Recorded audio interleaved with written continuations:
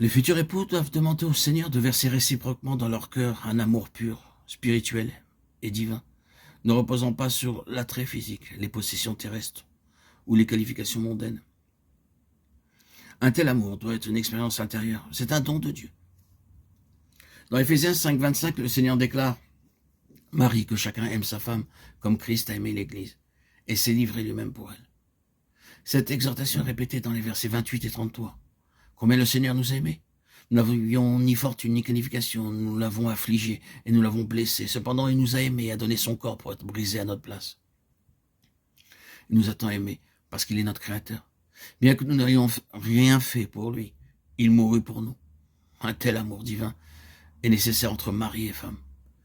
Il devrait prier par la foi. Seigneur Jésus-Christ, nous sommes unis par toi dans ta présence. S'il te plaît, verse ton amour depuis le ciel dans nos cœurs à chacun. Des meubles, une voiture, des bijoux, des diplômes et d'autres possessions ne feront pas un foyer heureux.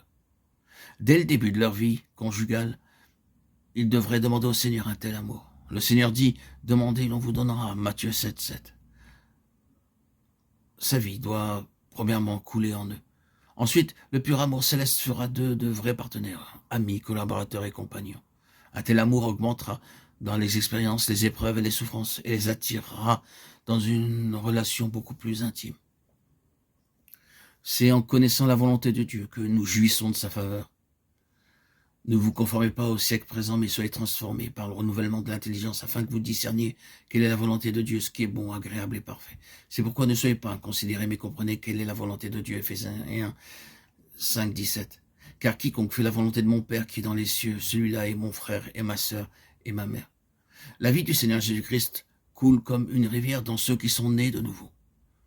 Ceux qui ne le sont pas n'ont pas la vie éternelle. Ils ne peuvent jamais trouver la volonté de Dieu. C'est pourquoi, avant de célébrer un mariage, nous demandons à ceux qui vont être unis qu'ils sont nés de nouveau si leurs péchés sont pardonnés et s'ils ont reçu le don de la vie éternelle. Le fiancé et la fiancée doivent beaucoup prier individuellement et découvrir la parfaite volonté de Dieu pour leur union. Personne ne sait ce qui arrivera demain. Notre santé peut se dégrader, nos circonstances peuvent changer. Nous ne savons pas combien de temps nous vivrons. Seul Dieu connaît la fin, et cela depuis le début. C'est pourquoi nous devons connaître la parfaite volonté de Dieu pour nos vies. Nous lisons dans le psaume 143, 10, « Enseigne-moi à faire ta volonté, car tu es mon Dieu, que ton bon esprit me conduise sur la voie droite. » Ceux qui sont unis doivent être capables de déclarer véritablement et sincèrement, «